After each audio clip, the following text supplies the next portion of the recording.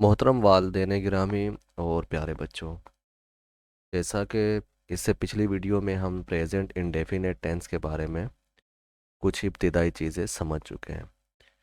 तो अभी मैं उन्हीं को थोड़ा सा रिवाइज़ करके मज़ीद आगे बढ़ूँगा।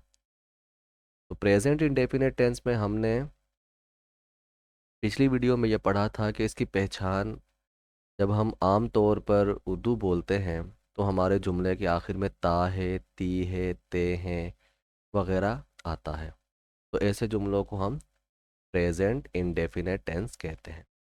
जैसे हम सुबह जल्दी उठते हैं, तो देखें इसके आखिर में ते हैं आ रहा है। इसी तरह वो खाना खाता है, तो ता है आखिर में आ रहा है। सूरज मशरिक से तुलू होता है, इसके आखिर में भी ता है आ रहा है। दो और दो चार होते हैं, इसके आखिर में भी ते हैं आ रहा है। तो यानी जब आप उर्दू में कोई बात कर रहे हों तो सबसे पहले तो आपको ये देखना होता है कि ये हम कौन सा सेंटेंस बोल रहे हैं। क्योंकि इंग्लिश बोलते वक्त हमें सबसे ज़्यादा जो ज़रूरी चीज़ होती है वो यही होती है कि हमें ये मालूम हो कि हम कौन सा सेंटेंस बोल रहे हैं। तो जब हमें ये मालूम हो जाएगा कि हम उर्दू में प्रेजेंट इंडेफिनेट टेंस बोल रहे हैं, तो फिर हम क्या करेंगे, हम फिर उसकी इंग्लिश बनाने में कामयाब हो जाएंगे। इंग्लिश बनाने में हमें क्या करना है, हमें स्ट्रक्चर को फॉलो करना है। स्ट्रक्चर क्या है?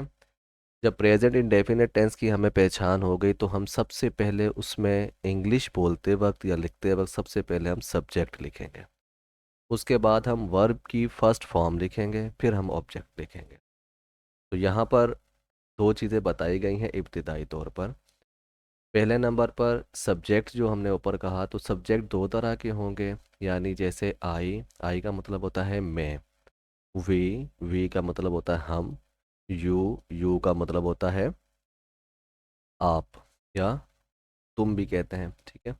और दे का मतलब होता है वो। यानी वो उस वक्त हम बोलते हैं जब मोर देन वन पर्सन, यानी एक से ज़्यादा लोगों की हमने बात करनी हो, तो उस वक्त हम दे का वर्ड यूज़ करते हैं। तो ये सब्जेक्ट बनते हैं ये वाले वर्ड्स। इसी तरह दूसरी किस्म जो होती है सब्जेक्ट की, उसमें ही का मतलब भी होता है वो। लेकिन जब किसी मुज़क्कर के लिए, जब किसी मर्द के लिए, लड़के के लिए, मेल के लिए हम कोई जुमला बोल रहे होते हैं, जैसे वो अंग्रेज़ी बोलता है, तो यहाँ पर हम वो के लिए ही यूज़ करेंगे। इसी तरह शी जो है वो हम किसी मुअन्नस के लिए, फीमेल के लिए, औरत लड़की वगैरह के लिए, जैसे वो अंग्रेज़ी बोलती है। और इसी तरह इट जो है ये बेजान चीज़ के लिए आमतौर पर यूज़ होता है। ये जो चीज़ें मैं आपको बता रहा हूँ प्यारे बच्चों, ये बिल्कुल इब्तिदाई और आसान अल्फाज में मैं आपको बता रहा हूँ। वरना जो है इंग्लिश की गहराई आगे चलकर हम सीखेंगे, इसमें बहुत ज़्यादा तफसील होगी। अब ये चीज़ें तो हमने सुबह समझ ली थी, सीख ली थी, और ये एक मिसाल भी हमने सुबह देखी थी कि मैं कुरान पढ़ता हूँ। तो इसमें हमने तफसील के साथ ये चीज़ें सीखी थी कि मैं जो है, लफ्ज़ मैं, ये है सब्जेक्ट, और पढ़ता यानी पढ़ना वर्ब है, और कुरान ऑब्जेक्ट है। तो हमने स्ट्रक्चर को फॉलो करते हुए सबसे पहले जब स्ट्रक्चर लिखा, तो हमने सब्जेक्ट लिखा यानी मैं की इंग्लिश लिखी आई, पढ़ना की इंग्लिश लिखी रिसाइट यानी वर्ब की फर्स्ट फॉर्म, और फिर आखिर में हमने ऑब्जेक्ट लिखा। ऑब्जेक्ट था हमारा कुरान, तो हम इसको कहते हैं दी। आई रिसाइट दी होली कुरान, मैं कुरान पढ़ता हूँ। यहाँ तक हमने जो है सुबह इसकी एक एग्जांपल देखी थी। अब हम इसकी मज़ीद कुछ एग्जांपल्स देखेंगे ताकि हमारे लिए इसको समझ आसान। तो देखें, पहली मिसाल है हमारे पास, हम स्कूल जाते हैं। तो मैं की जो मिसाल थी वो हमने ऊपर पढ़ ली कि आई रिसाइट दी होली कुरान। ये मैंने आपको चंद जो है वहाँ सब्जेक्ट बताए थे, आई वी यू दे। तो आई के साथ हमने ये वाली मिसाल पढ़ ली थी, आई रिसाइट दी होली कुरान। अब दूसरा है वी, यानी इसका उर्दू में तर्जुमा होता है हम। तो हम स्कूल जाते हैं। इसमें हम जो है, जिसकी इंग्लिश हमने लिखी वी, ये है सब्जेक्ट। और गो के साथ हम अमूमन जो है वो अक्सर जो है या समझे हमेशा ही टू प्रेपोजिशन यूज़ करेंगे। तो गो टू पूरा यहाँ पर वर्ब के तौर पर इस्तेमाल हो जाएगा। और दी स्कूल, ये एल इसमें जो है ना वो आपको नज़र नहीं आ रहा होगा, वाइट ही रहे। तो वी गो टू स्कूल, हम स्कूल जाते हैं, तो वी सब्जेक्ट है, गो वर्ब है, और दी स्कूल इसमें ऑब्जेक्ट है।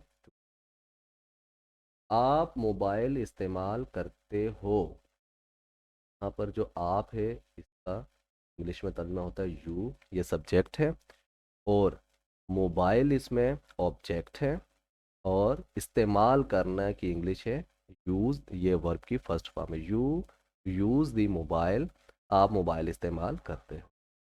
तीसरी मिसाल है वो अंग्रेज़ी बोलते हैं।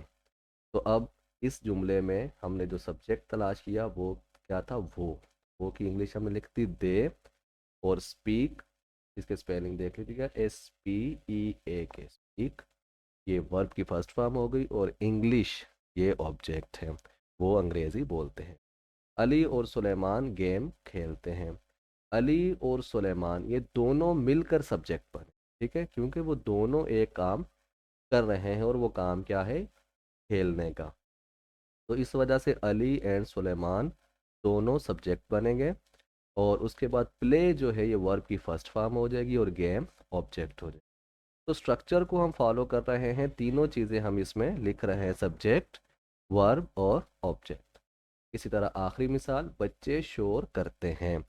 तो बच्चे इस जुमले में सब्जेक्ट हैं, चिल्ड्रन, और शोर करने के लिए मेक का नॉइज़ यूज़ करते हैं, ठीक है। मेक वर्ब की फर्स्ट फॉर्म, और नॉइज़ जो है वो ऑब्जेक्ट हम। तो प्यारे बच्चों, मुझे उम्मीद है कि आपको इस सबक से फ़ायदा हुआ होगा। अब इस पूरे सबक को देखते हुए आप कुछ मिसालें खुद से बनाएं प्रेजेंट इंडेफिनिट की, और बनाकर आप मुझे सेंड कर सकते हैं, या इसी वीडियो के नीचे अगर यूट्यूब पर आप देख रहे हैं तो आप कमेंट में भी अपने सेंटेंसेस चेक करवा सकते हैं।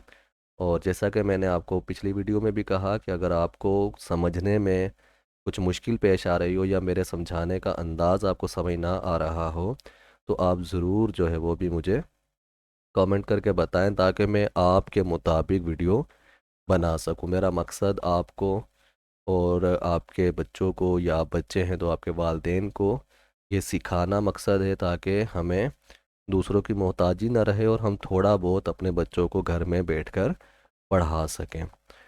अस्सलामु अलैकुम वरहमतुल्लाह।